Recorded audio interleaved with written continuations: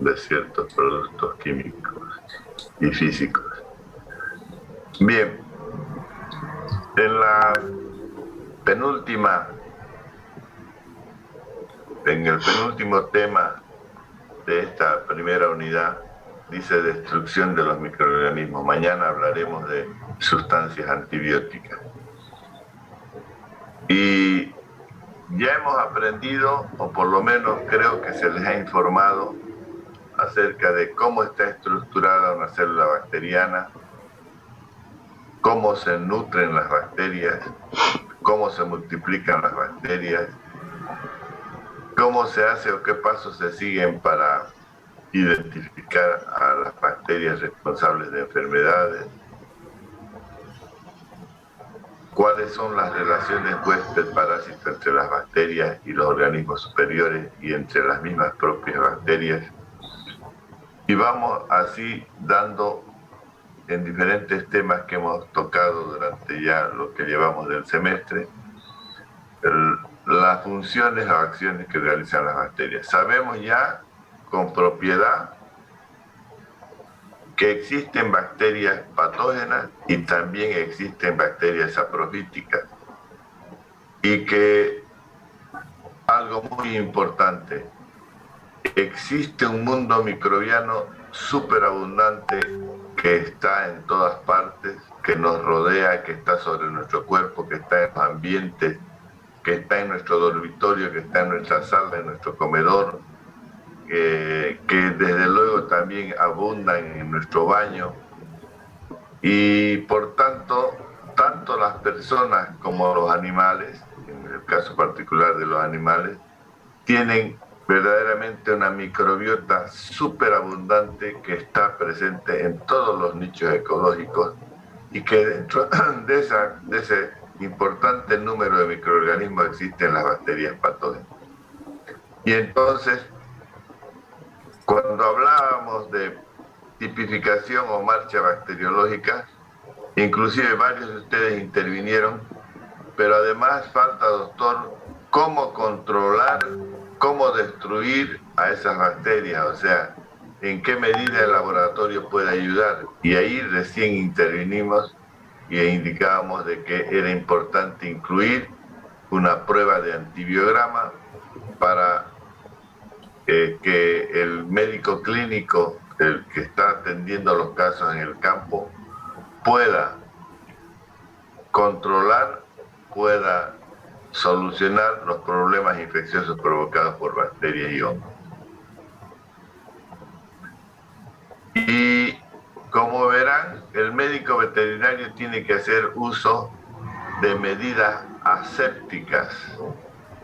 La asepsia es sinónimo de lugar libre de microorganismos.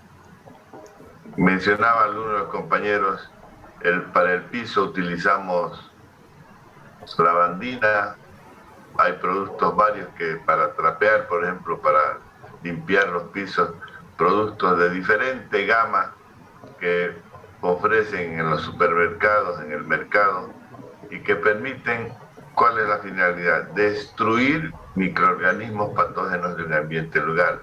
Ustedes dirán, está hablando de la casa más de los humanos.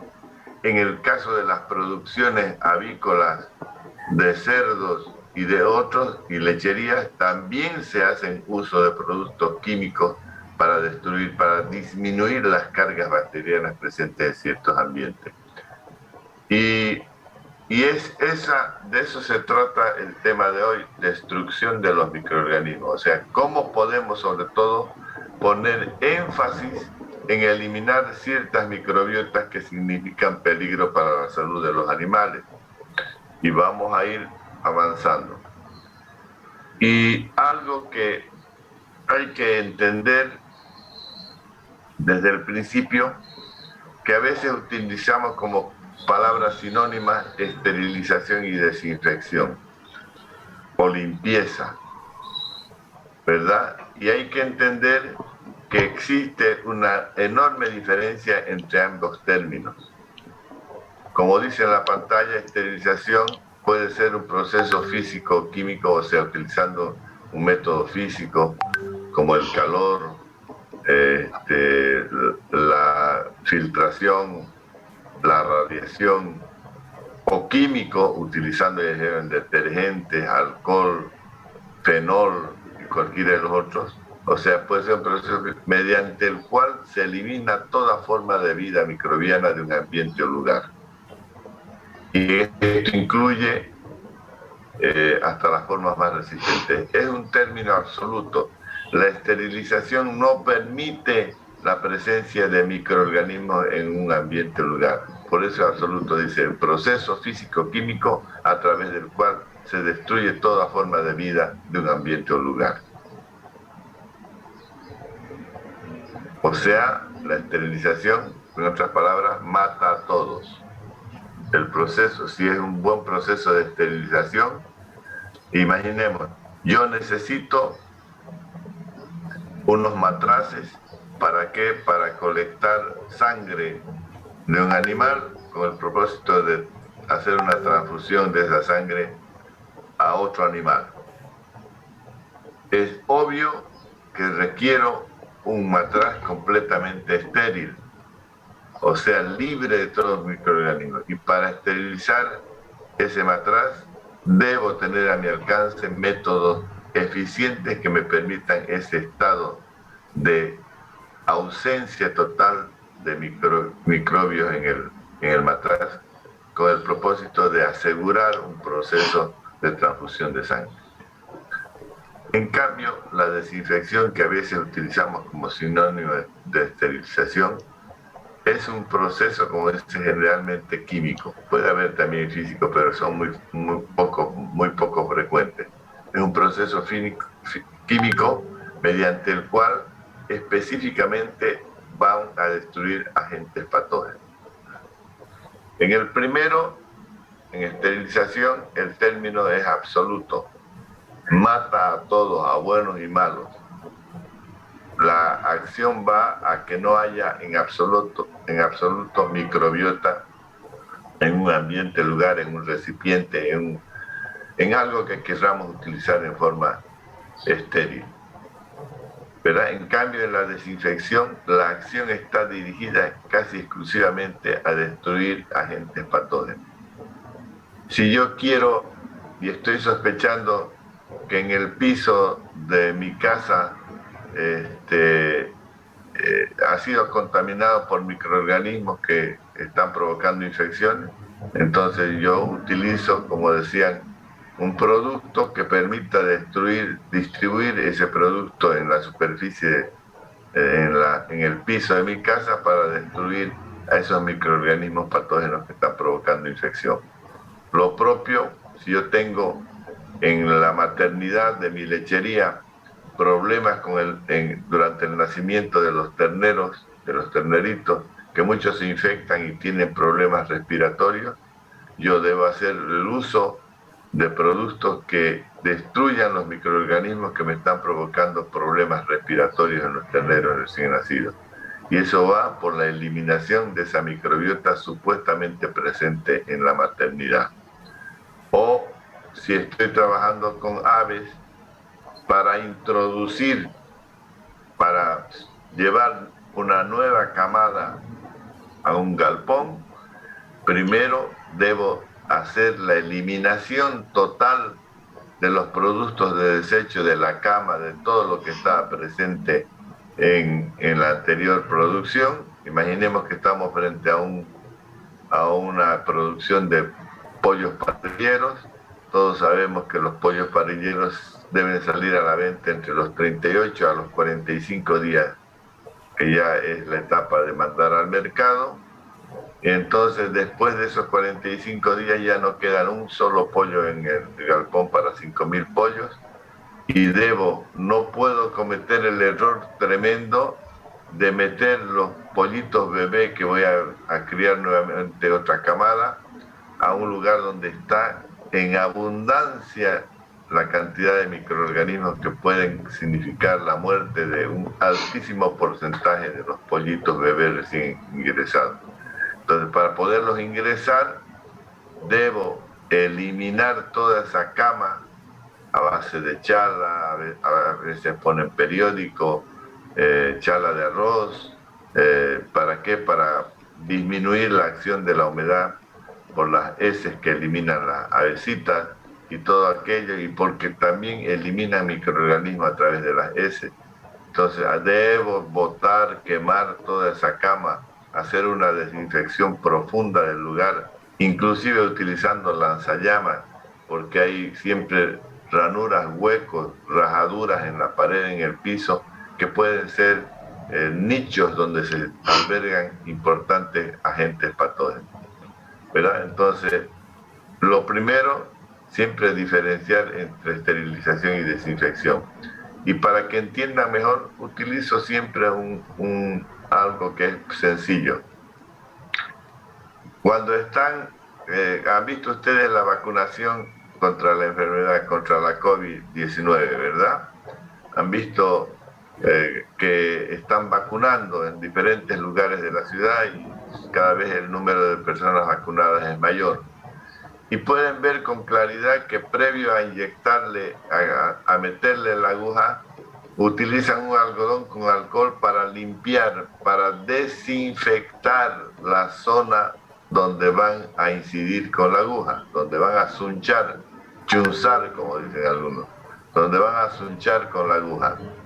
¿Qué es lo que está haciendo ahí? Está haciendo una desinfección, porque posiblemente en esa parte de la piel, independientemente de la microbiota bacteriana saprófita que puede existir, también pueden haber en esa zona bacterias patógenas.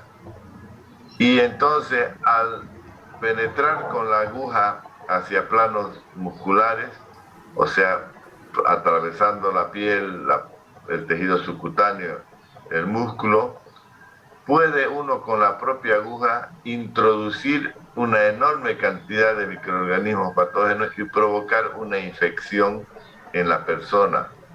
O si cuando vamos a hacer vacunar a nuestro cachorro, cuando lo vacunamos a nuestro cachorro, es importante también hacer máxime si en los cachorros el pelo es donde hay una enorme cantidad de microorganismos. Por eso es importante la desinfección y por eso dice un proceso que generalmente es químico, porque se utilizan productos químicos de manera general, que nos permite destruir agentes patógenos, microorganismos patógenos. Ahí está la diferencia entre esterilización y desinfección. Y para la desinfección, ya me mencionado algunos, utilizamos productos desinfectantes, que como hemos dicho, son sustancias químicas que van a destruir los microorganismos a través de diferentes métodos. Algunos por un proceso de oxidación, como lo que mencionaba hace rato uno de los compañeros, por oxidación. Otros por coagulación de las proteínas. Otros por efectos tóxicos. Es decir, cada desinfectante tiene un modo de actuar. Generalmente los desinfectantes se utilizan en lugares inanimados y cuando se los utiliza en el cuerpo del animal hay que tener cuidado porque algunos son cáusticos, o sea, pueden causar quemaduras o daños en la piel del animal. Entonces hay que tener cuidado con el uso de los desinfectantes. Nunca jamás se puede dar a beber un desinfectante al animal. O como decía hace rato, no se puede colocar un desinfectante a nivel de las mucosas, particularmente de la mucosa ocular, porque son irritantes, son dañinos. Entonces hay que saber su uso y generalmente un desinfectante se utiliza sobre superficies inanimadas. Y también hay que entender el término séptico y aséptico. Ya mencioné, ya hablé algo sobre el aséptico. Séptico significa lugar donde conviven miles, millones de microorganismos. En otras palabras, un lugar séptico es un lugar con abundancia de microorganismos. Por eso el término hizo una septicemia. Septicemia es una infección generalizada. La septicemia es una infección en la cual el microorganismo, ayudado por el sistema circulatorio, se distribuye en todo el organismo y provoca una infección generalizada. De ahí viene septicemia, de séptico. Y para hacerla más fácil, los compañeros que viven del quinto o sexto anillo para afuera, su casa no tiene alcantarillado, no está conectado al sistema de alcantarillado porque a veces hasta esos lugares no llega. Y lo que hace el albañil, el constructor de la casa es edificar un pozo séptico, que es una cámara de cemento donde van los desechos orgánicos de toda la familia, porque saben que esos desechos orgánicos contienen microorganismos saprofíticos y también patógenos. Entonces, séptico es un término sinónimo de abundancia de microorganismos. Y aséptico es lo contrario de séptico. Aséptico es un lugar donde está libre de la presencia de microorganismos.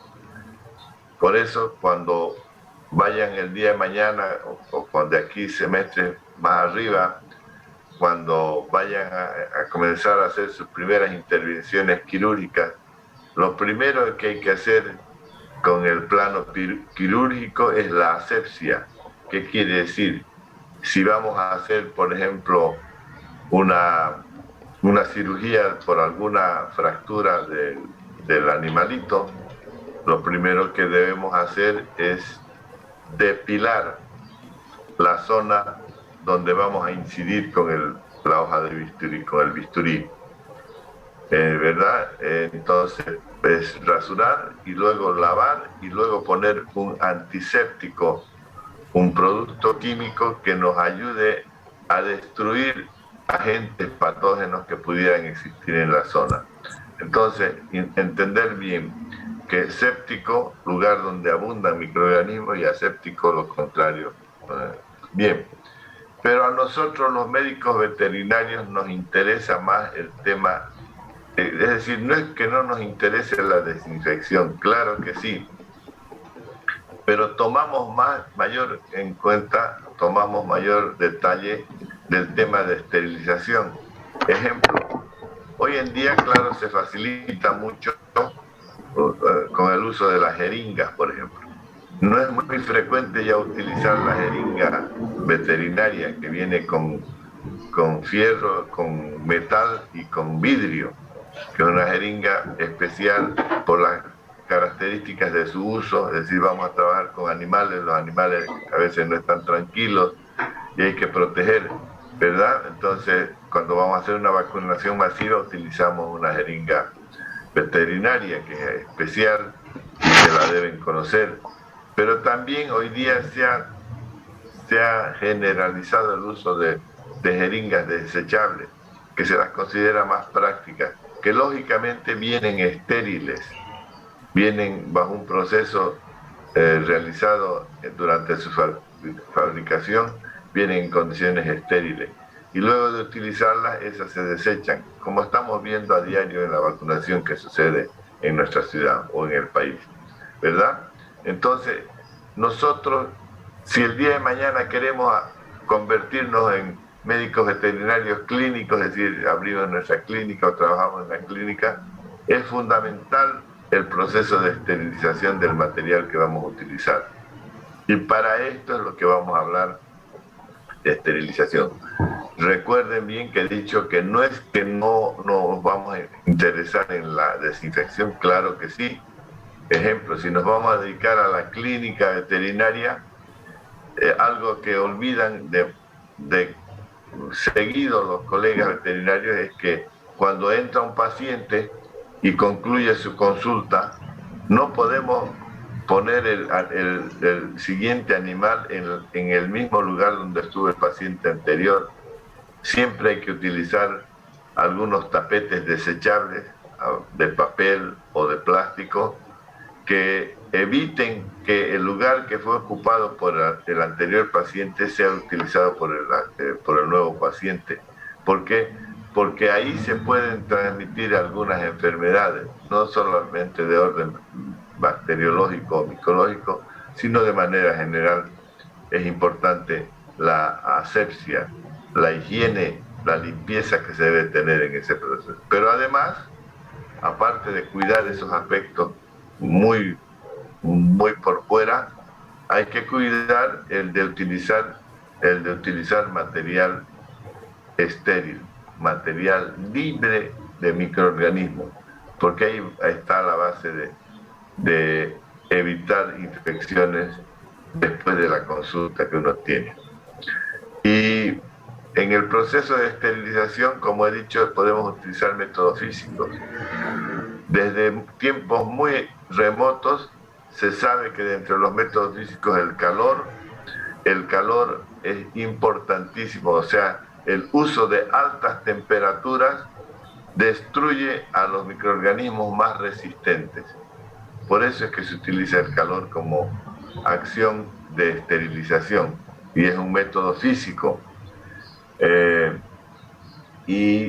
Podemos encontrar dos tipos de calor, el calor seco y el calor húmedo. El calor seco, por ejemplo, el llamado directo es aquel en el cual utilizamos la llama de un mechero para destruir microorganismos.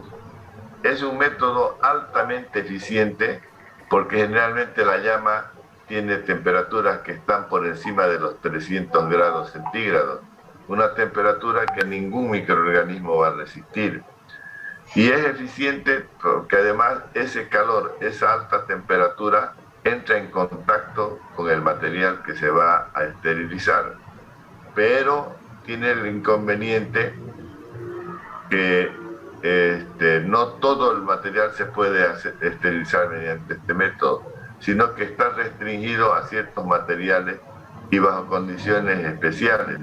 ¿Por qué?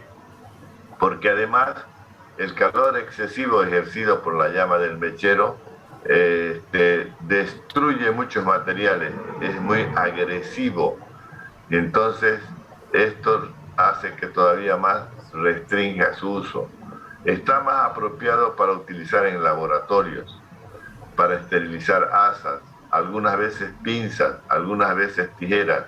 Lógicamente digo algunas veces porque mucho deteriora las características del material esterilizado.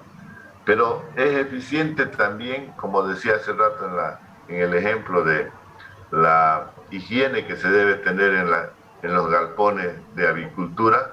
Muchas veces se utiliza el lanzallamas, que es sinónimo de calor seco, o sea, igual que la llama del mechero. El lanzallamas, después de hacer una limpieza, una eliminación de los desechos orgánicos y de los residuos dejados por esta parvada, y de hacer una buena desinfección con detergentes y productos químicos, se puede utilizar el lanzallamas para eliminar el resto de sustancias orgánicas o de microorganismos que pudieran existir en el piso, en las paredes, en lugares donde se puedan utilizar.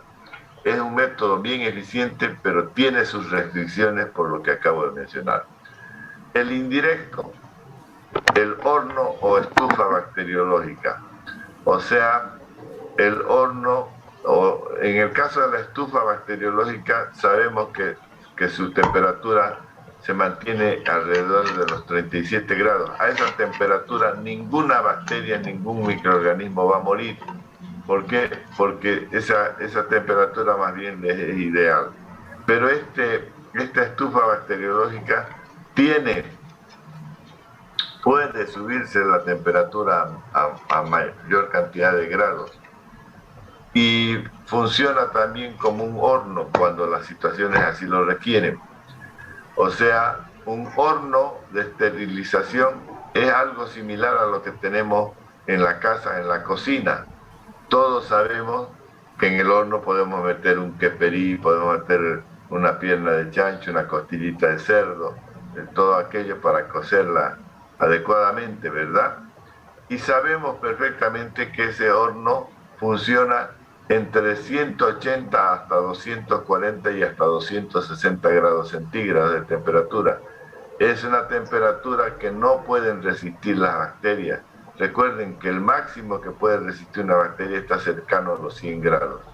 a los 100 grados, ¿verdad? 90, 95 grados, hay que sobre todo las esporuladas pueden resistir, pero no también resistir durante todo el tiempo, sino que pueden por algunos minutos resistir esas temperaturas y permanecer viables, con vida quiere decir.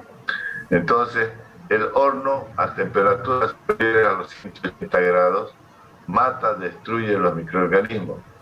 De hecho, por ejemplo, en ciertas oportunidades, cuando no podía ir al laboratorio, para ciertos materiales quirúrgicos, para ciertos materiales, yo he utilizado el horno de mi casa para esterilizar. Es decir, después de un lavado profuso, concienzudo del material quirúrgico que iba a utilizar, y después de haberlo secado al medio ambiente con cuidado, luego de protegerlo con papel estañado o con recipientes de acero inoxidable, llevo ese material quirúrgico al horno de mi cocina y lo mantengo allá a 220 grados durante por lo menos 2 horas y media.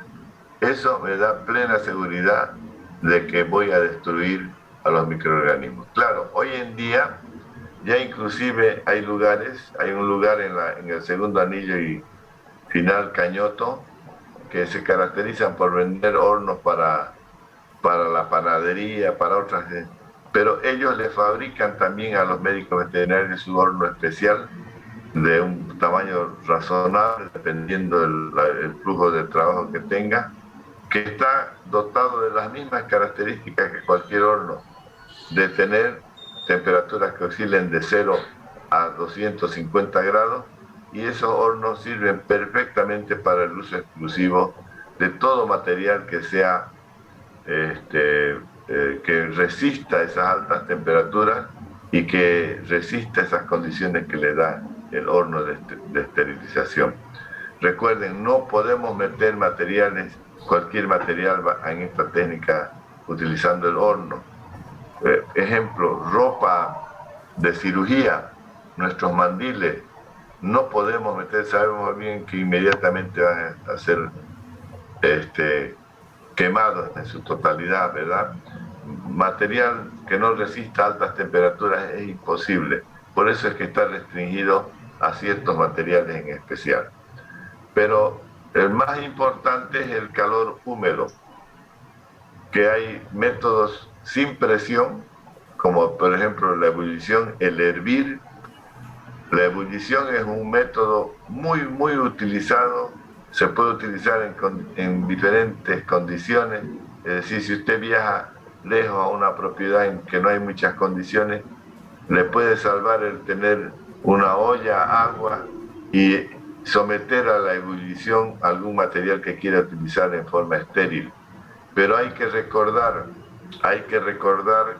en detalle que el agua en Santa Cruz hierve a 96 grados centígrados, no hierve a 100 grados. Ya he mencionado que el agua hierve a 100 grados cuando está a nivel del mar, ¿verdad? Y eso evidentemente puede haber la presencia de microorganismos altamente resistentes, especialmente los esporulados. Por eso es que cuando se va a utilizar como método de esterilización la ebullición, el hervir las cosas, se debe hacer hervir durante un periodo de tiempo mayor. Yo recomiendo, si normalmente dicen 15 minutos, hacerlo 30 minutos. Eso provoca evidentemente un alto grado de seguridad, pero no total. El vapor fluente, antes que la finalización, el vapor fluente es un método utilizado para destruir bacterias con altas temperaturas gracias a la acumulación de agua en su estado de vapor. Recuerden, el agua es el único que puede estar en 3 estados, ¿verdad? Sólido, líquido y vapor. Y se utiliza en este caso más en las industrias, particularmente en las industrias lecheras. Se conecta a un caldero que es accionado hoy día por la llama de gas o antes era por leña, que permite que el agua hierva con tanta intensidad que vaporice buena parte de ese vapor fluente. Es utilizado sobre todo para eliminar microorganismos, para esterilizar zonas de difícil acceso. Por ejemplo, ustedes saben bien que en la lechería mecanizada, después del ordeño, la leche va por tuberías hasta llegar a un tanque de enfriamiento para mantenerla en condiciones razonables. Si no fuese así, la leche se contaminaría con el medio ambiente. Pero aún así, en esas condiciones, quedan residuos de grasa y de lactosa en diferentes zonas de la cañería, y si no hacemos una esterilización con vapor fluente, eh, inyectado a través de esas cañerías, se van a ir acumulando residuos que mantienen una abundante cantidad de microorganismos. El vapor fluente es utilizado, como he dicho, en muchas industrias. La tindalización es un método que solo se utiliza en laboratorios por su complejidad. Consiste en someter los productos a esterilizar a una olla a presión, eh, hacerlo actuar durante una hora en la olla a presión, luego retirar esos materiales, llevarlo a la estufa a 37 grados y repetir la operación 3 veces. Eso complica el uso de la tindalización y se lo hace generalmente en los laboratorios, digo, cuando queremos asegurarnos la esterilización de cualquier material. La pasteurización, perdón.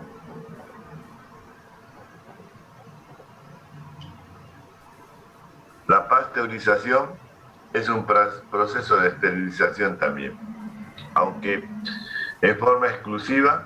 La pasteurización también lo que busca en definitiva es la destrucción de microorganismos patógenos, pero a la pasteurización se la considera como un proceso de esterilización. Recuerden bien, para los que no saben qué es la pasteurización es un proceso físico mediante el cual el producto a esterilizar se lo lleva a temperaturas que oscilan más o menos a 65 grados de temperatura durante un periodo de 30 minutos. Transcurridos estos 30 minutos, inmediatamente se baja la temperatura del producto a generalmente entre 5 a 8 grados centígrados. O sea, ese shock térmico mata a la mayoría de las bacterias tan importantes como la de la tuberculosis, como la de brucelosis, leptospirosis, etcétera, etcétera. O sea, la pasteurización es un método sobre todo utilizado para los alimentos. Recuerden bien que pasteurización viene de Pasteur, que fue precisamente el que inventó este método y que es de enorme utilidad en la industria de los alimentos. La pasteurización la inventó cuando estudió un problema existente en los vinos franceses.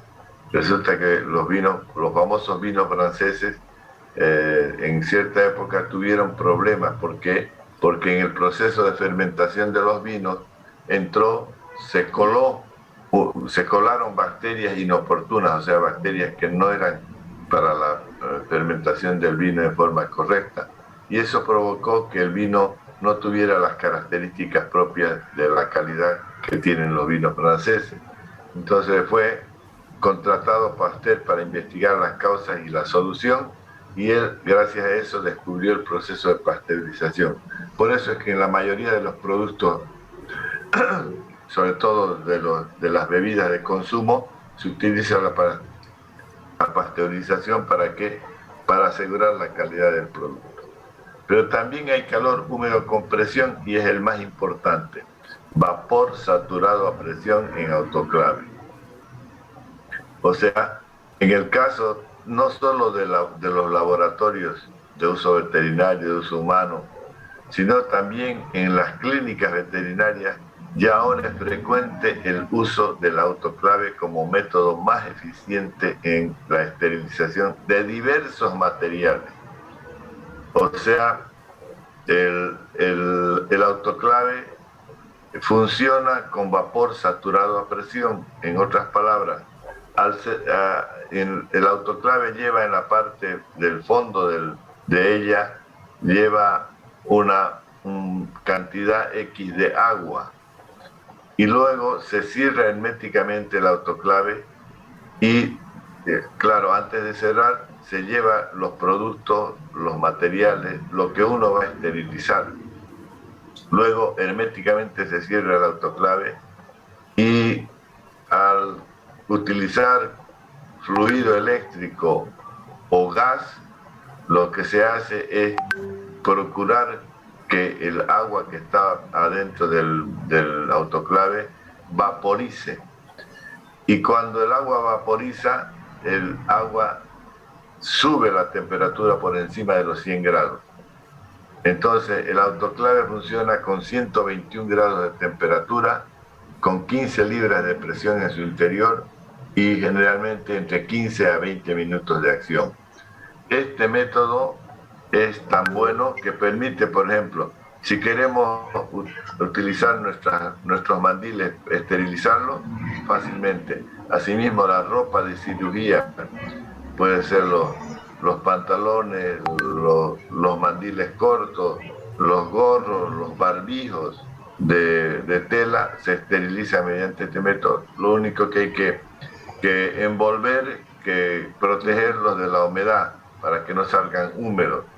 Y hay métodos. Si queremos esterilizar material quirúrgico, también utilizando pequeñas bandejas cerradas de acero inoxidable, hoy día más fácil de papel estañado, permiten ese proceso de esterilización eficiente. Si queremos medios de cultivo en el laboratorio, no podríamos vivir sin autoclave en un laboratorio.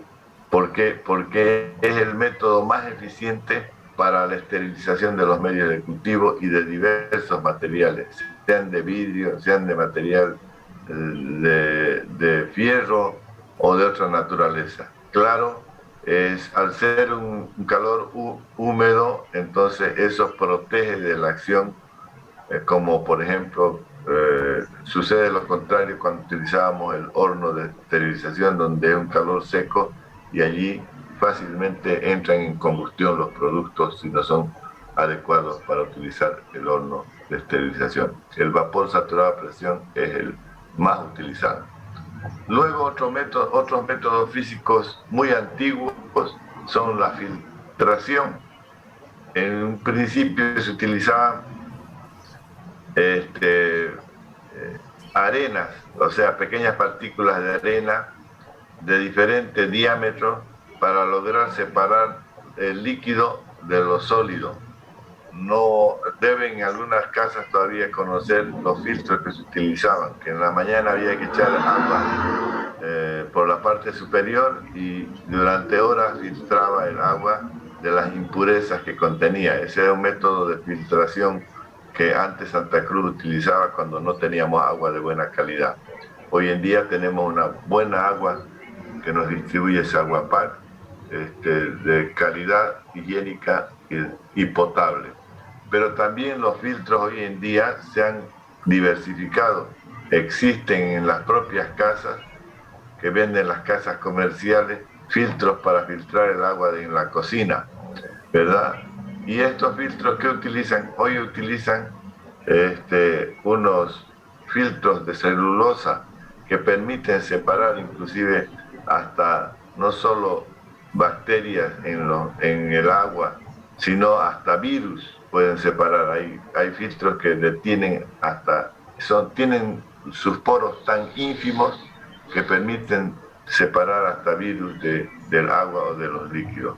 La filtración es un método bien eficiente, pero un poco complicado en su uso para eliminación de microorganismos, sobre todo de sustancias líquidas. Las radiaciones, conocemos perfectamente por qué razón en la casa nos dicen durante la mañana: abre tus cortinas, deja que entre el sol. ¿Por qué? Porque el sol tiene radiaciones, que las radiaciones como tal, por el excesivo calor o alza de temperatura, destruyen microorganismos, pero destruyen sobre todo por los rayos ultravioletas que traen. Entonces hay radiaciones ionizantes como los rayos alfa, beta, gamma y X, que son muy eficientes en la destrucción de los microorganismos, de bacterias, hongos y virus, ¿verdad? Son muy eficientes, pero hay que tener cuidado en el uso de estos rayos ionizantes. ¿Por qué? Porque si permanecemos en el lugar o estamos en contacto con ellos, podemos recibir diferentes daños, sobre todo sobre la vista, o en las mujeres embarazadas pueden ser causa de problemas en el feto.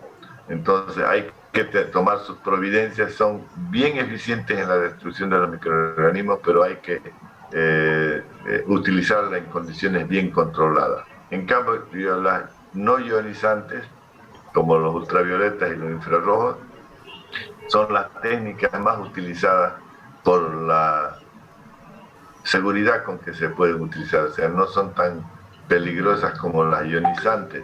Y particularmente hoy en día se han difundido mucho el uso de pequeñas cabinas con infrarrojos para destruir, por ejemplo, en las oficinas, en varias oficinas que manejan volumen grande de hojas de papel, que no pueden echarle alcohol porque obviamente ya sabemos que dependiendo la impresora se destruye, se moja, se mancha. Entonces, pequeñas cabinas con rayos infrarrojos permiten destruir microorganismos, en texto el virus del COVID, ¿verdad?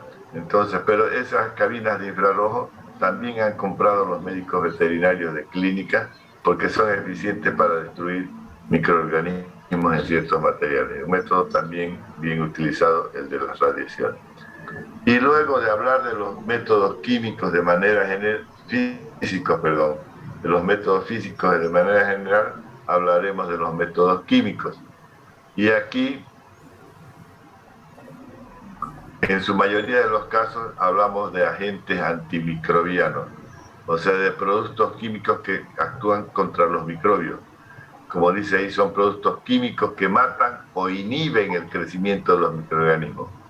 En estos incluyen a los preservantes químicos, a los antisépticos, además de los fármacos utilizados en el tratamiento de enfermedades infecciosas. Me estoy refiriendo de los antibióticos. ¿Qué es un antiséptico? Que hace rato mencionamos, uno que va a hacer la asepsia, la antisepsia, o sea, séptico, lugar con abundante cantidad de microorganismos. Un antiséptico, o sea, un producto que va a eliminar los microorganismos de ese lugar séptico. Son microbicidas, significa que matan los microbios. Un poco tóxicos, se pueden aplicar sobre la piel y mucosa, pero jamás se pueden ingerir los antisépticos. Ahí encontramos las sales mercuriales, las sales de nitrato de plata, el yodo, alcoholes y detergentes. Esos son los antisépticos que generalmente están presentes en la casa. Son productos de primer orden para eliminar microorganismos, pero hay que tomar en cuenta que no pueden utilizarlos sobre cualquier superficie.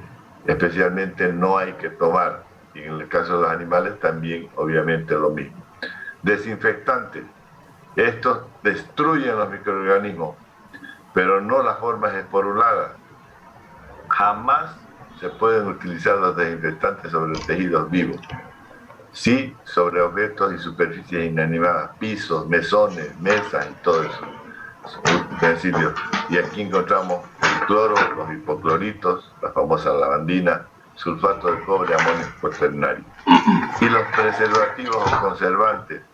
No piensen en el preservativo que utilizan, ¿no? Nos estamos refiriendo a otros productos químicos que inhiben, o sea, que impiden la multiplicación bacteriana en los alimentos. O sea, hoy en día sabemos muy bien que cada vez el hombre pelea porque los alimentos perecibles perduren por más tiempo.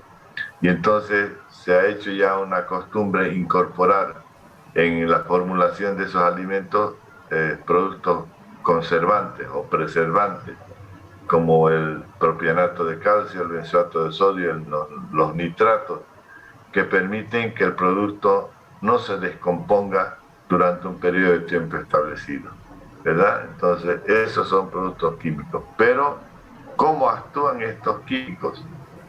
Uno de los más importantes productos químicos utilizados en la esterilización de ambientes en la esterilización, no solo en la desinfección, en la esterilización de ambiente, es el óxido de etileno, que es un gas que las empresas lo venden como el oxígeno también en tubos, en cilindros de acero. El óxido de etileno es un gas que en forma pura es peligroso, puede causar quemaduras. Entonces, se lo mezcla con anhidrido carbónico, 90 partes de anhidrido carbónico por 10 partes de óxido de etileno, y se obtiene un producto llamado carboxilo, químicamente carboxilo. Este producto, o sea, el carboxilo, se puede utilizar para destruir microorganismos en ambientes grandes. Ejemplo, si queremos esterilizar un quirófano, las paredes y piso de un quirófano, perfectamente lo podemos hacer utilizando el carboxilo. Si queremos esterilizar una zona donde han muerto animales, digamos, en una maternidad de una lechería donde han muerto varios terneros, podemos utilizar el óxido de etileno como carboxilo, sí, no en forma pura porque es peligroso. Luego tenemos el permanganato de potasio. Para los que no se recuerdan, el permanganato de potasio viene en cristales que se venden en las farmacias en cristales de color rojo, que una pequeña cantidad de esos cristales echada en el agua colorea el agua de rojo, pero es un excelente medio, un excelente producto químico que destruye microorganismos. El agua oxigenada, conocemos, ya mencionaba alguna de las compañeras, el cloro, los hipocloritos. Todos estos productos, ¿cómo actúan? Actúan por un proceso de oxidación. Oxidan los productos, con esto matan a los microorganismos. También otro grupo viene a ser los yodos, el yodo, perdón, el hidróxido de sodio, el nitrato de plata, el fenol. En este caso, todos estos productos que hacen, cómo matan a las bacterias por coagulación de sus proteínas. Recuerden bien que los microorganismos son una bola de proteínas, pero son microorganismos que están constituidos en gran parte de proteínas. Y entonces al coagular las proteínas hacen que los microorganismos mueran. Los alcoholes, como estamos viendo, entre los más utilizados, los productos químicos más utilizados y difundidos por su facilidad y por su bajo costo hasta cierto punto. ¿Cómo actúan los alcoholes? Los alcoholes actúan de tres maneras: por oxidación, por coagulación de las proteínas y por efectos tóxicos. O sea, por eso es que son utilizados enormemente los alcoholes, porque pueden fácilmente destruir a los microorganismos, como estamos viendo en el caso del virus del COVID. Y otro producto, los antibióticos. Quizás de todos los que he mencionado, entre los más importantes están los antibióticos, porque estos evidentemente nos permiten solucionar infecciones que se están produciendo al interior del organismo del animal. Todos los procesos infecciosos producidos por bacterias y hongos son solucionados en gran medida por el uso de antibióticos. Pero tenemos la clase del día miércoles de mañana de antibióticos, vamos a dejar ahí nada más. Y detergentes. Detergentes deben ser los productos más económicos que se utilizan para destruir microorganismos. Todos sabemos que el uso de nuestra ropa, después de algunas horas de usarlo, entra en contacto con el sudor, con el medio ambiente y todo eso. Y la suciedad no es otra cosa que la acumulación excesiva de microorganismos. Y para lograr restituir esa prenda de vestir, utilizamos detergentes. No solamente los detergentes sirven para destruir microorganismos en la ropa, también en superficies como los pisos, los mesones y otros lugares también pueden utilizarse los detergentes. Evidentemente, ha dicho un compañero, modifica el pH del medio ambiente. En gran medida hace eso. Pero los detergentes, como está mencionando en el segundo punto, ¿qué es lo que hacen?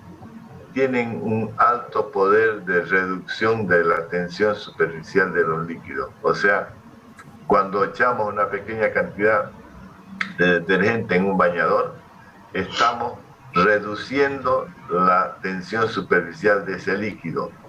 Y en otras palabras, le estamos modificando la permeabilidad de la membrana citoplasmática de las bacterias.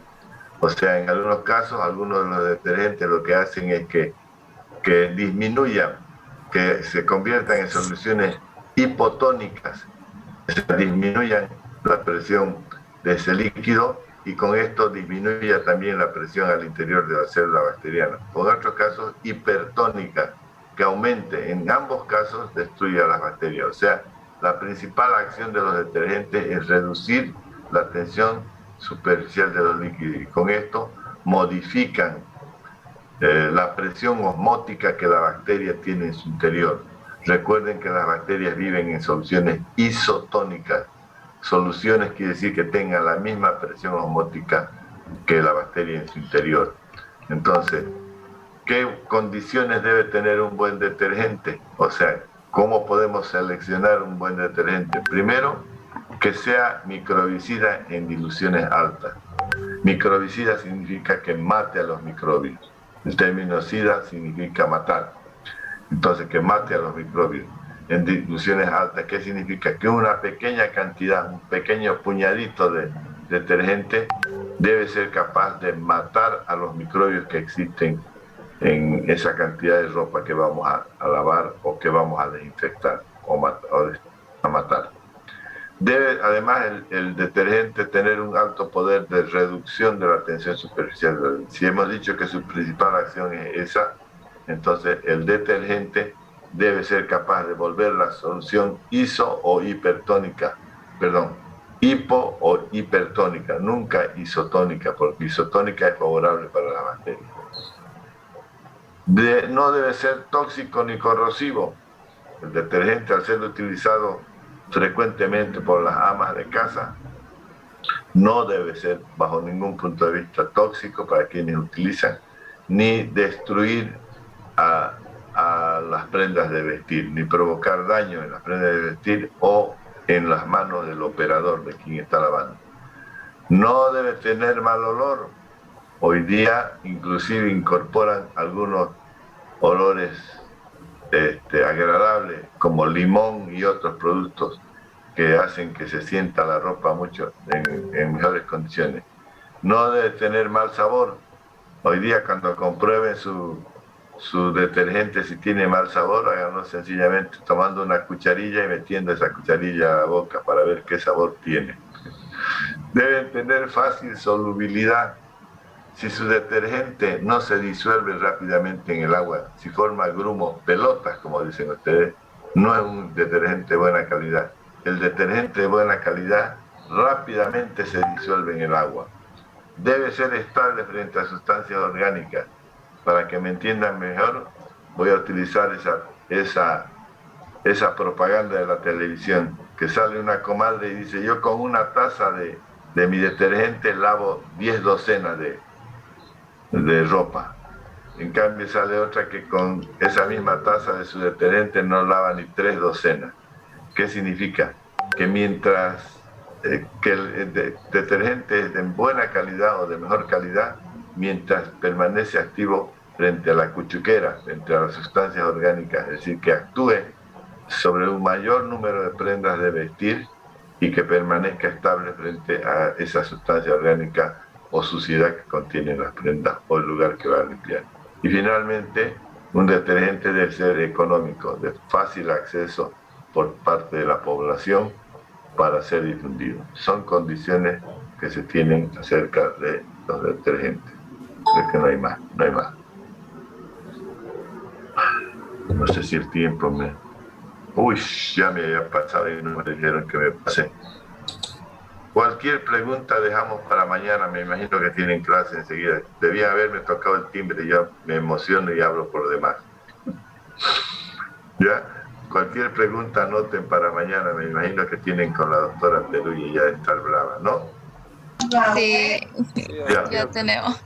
Mañana, por favor, cualquier pregunta antes de iniciar la clase del antibiótico. Que tengan un buen día, disculpen ustedes nuevamente. Gracias, Nicole.